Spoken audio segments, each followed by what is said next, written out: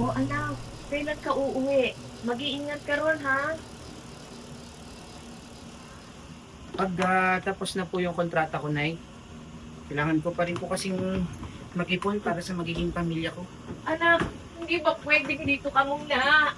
Nay, Huwag mo muna kami akong iwan, Nay, may please. kontrata na nga doon. Sige na. Sige na, Nay. Dito ka muna, anak. Nay!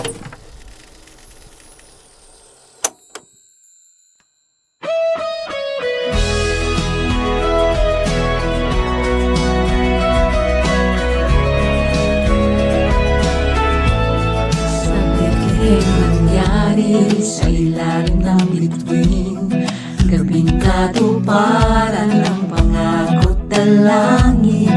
Sa sabsaban siya'y isinilang hari ng lahat, tagapagligtas sa lupa bumaba, naglingkod hinamak.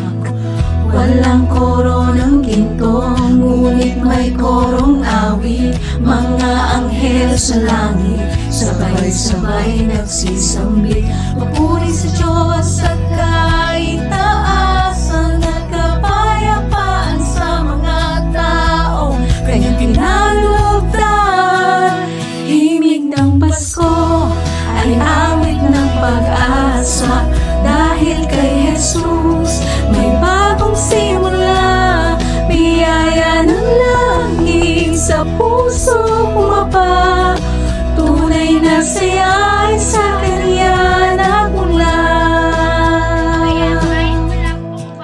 Tahimik ang daigdig, ang langit ay kumilos, pag-ibig ng Ama sa sangkatauhan lumuhos. Balita ng kaligtasan sa puso'y sumisiklab, buhay na pag-ibig, si Jesus ang dahilan.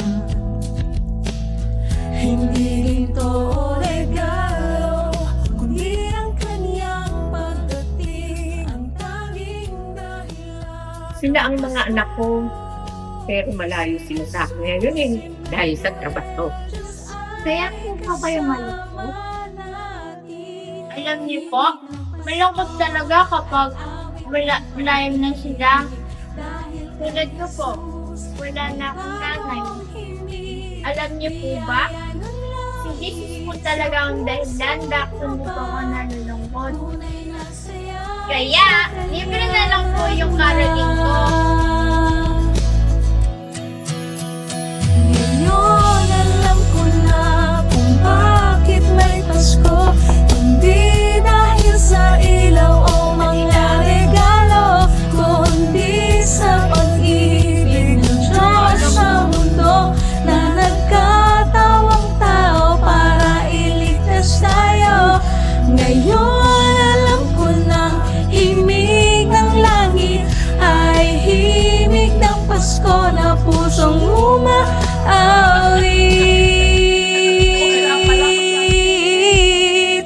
Himig ng Pasko ay awit ng pag-asa, dahil kay Jesus may bagong simula. Biyaya ng langit sa puso bumaba, tunay na saya ay sa Kanya nagmula. Himig ng Pasko ay awit ng pag-ibig, dahil kay Jesus may bagong himig.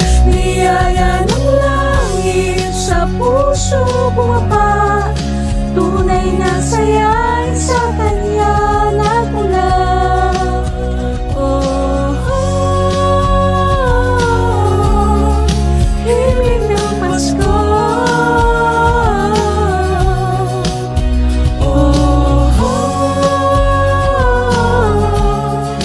Awit ng pag-asa,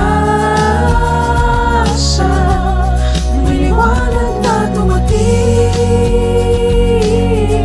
Kay Jesus may bagong awit.